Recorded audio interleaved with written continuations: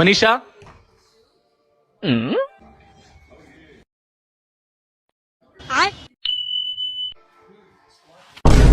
ಅಡ್ಗೆ ಏನ್ ಮಾಡಿದ್ಯಾ?